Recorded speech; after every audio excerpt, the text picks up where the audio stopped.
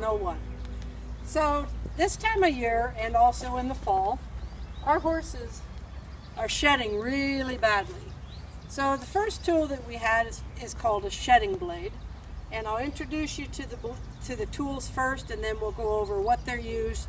And this is going to be the order that we use the tools as well. So we're going to use a shedding blade to get rid of a lot of the hair. Then we're going to use a curry comb next. A curry comb is a rubber comb. It's somewhat hard, but not as hard as the shedding blade. We have a hard brush, and it's kind of pricky on your hand. And then we have a soft brush or a finishing brush, which is very nice and smooth. We always want to take care of our horse's feet, so we have a hoof pick. And then finally, we want our horse to be show ready, and so we have a mane and tail comb. So Amber is going to demonstrate how we use a shedding blade. My goodness, look at all that here. As you can see, he's shedding pretty badly. And Amber, why is it important to get the hair off of our horse?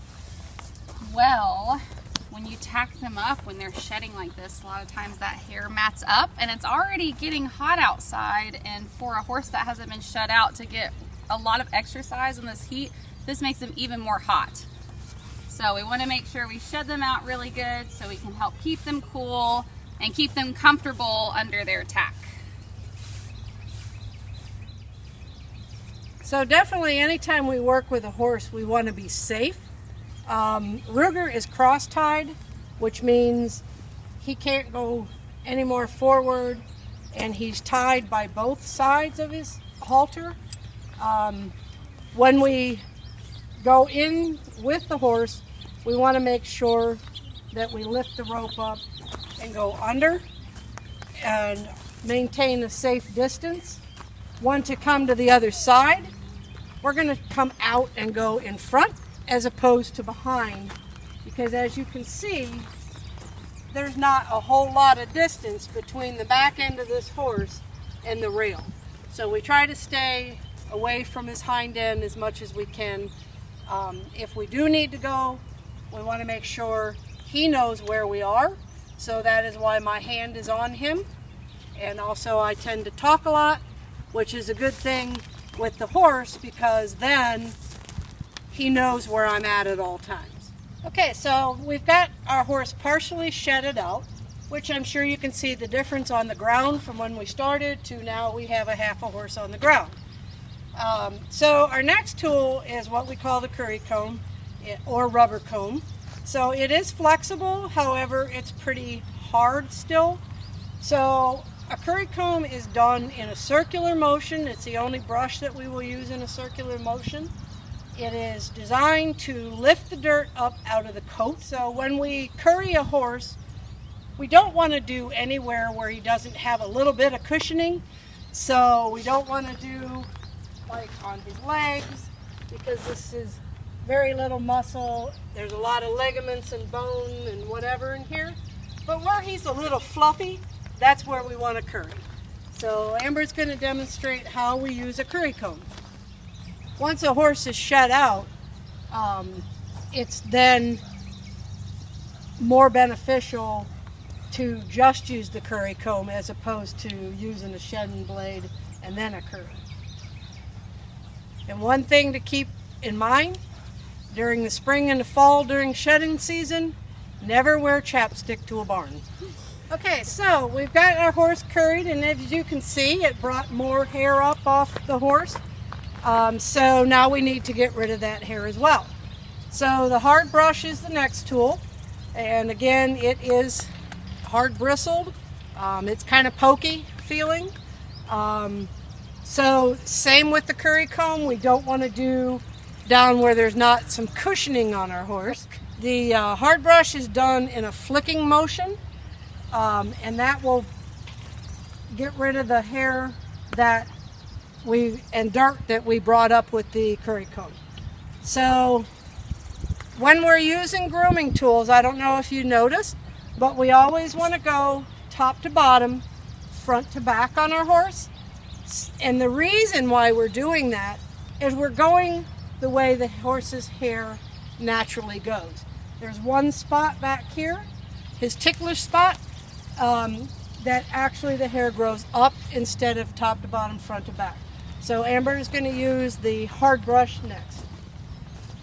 And you can kind of see the dust and hair flying off of Ruger. That's a good thing. We want to make sure that when we would go to tack our horse, we have no dirt or hair or bunches up underneath our tack. And that will be another exciting lesson, learning to tack our horse. Another reason why we wanted to do this outside is because of the flying hair.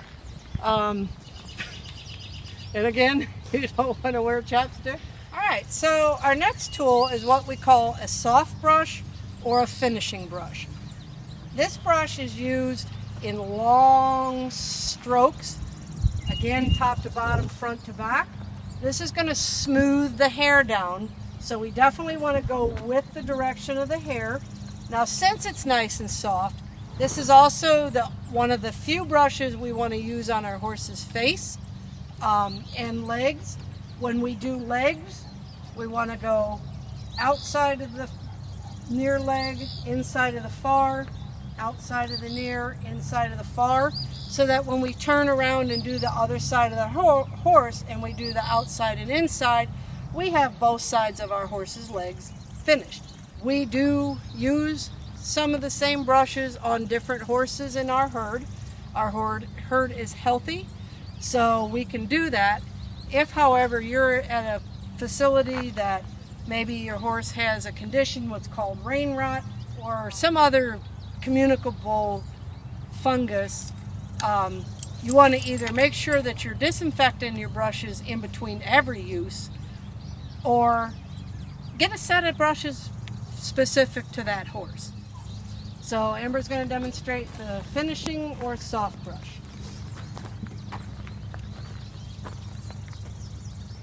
And one thing while we're watching Amber smooth out that beautiful coat, you can tell that Ruger is really enjoying being groomed. Grooming not only is beneficial to the horse, but it's also beneficial to whoever's grooming, in the fact that you're building a bond with your horse. You can also tell a lot about your horse. Just because you rode that horse yesterday does not mean today that's going to be exactly the same horse. If she were to come down with a brush along his top line or even wherever, and the horse kind of flinched, that horse is telling you, my back's a little sore today, so maybe we want to pick something different to do. Maybe we don't want to ride him. Maybe we want to do more groundwork, build a rapport with our horse, and grooming is certainly a great rapport builder. Okay, so our next tool is our hoof pick. There's an old saying in the equestrian world, no foot, no horse, okay? And it is very true. We need to take care of our horse's feet, whether we're going to work with him on the ground or whether we're going to saddle him. We need to check the condition and get out any stones or debris that might be in the hoof. So when we approach the horse, we're going to approach the horse at his shoulder, and Amber's letting him know that she's there by putting her hand on him, and she's going to notice she's facing towards the back of the horse as opposed to the front. So she's going to run her hand down his leg, and then there's a tendon down there, if your horse doesn't pick his foot up, that you can pinch. And as you can see, he picked his foot up very nicely. Good boy. So we definitely have a lot of dirt in the foot, so we're going to pick it out. And as you can see, once she gets some of that mud out, that there are two distinct crevices in there. That is where a condition called thrush would live. It's a sticky, tarry, black, very, very smelly thing. And once you smell it, you'll never forget it. The part in the middle is called a frog, and the frog is kind of like our heel. It's where he takes the impact. So it also makes him jump really high, like a frog. Just kidding. Okay, so part of the front part of the hoof is called the toe.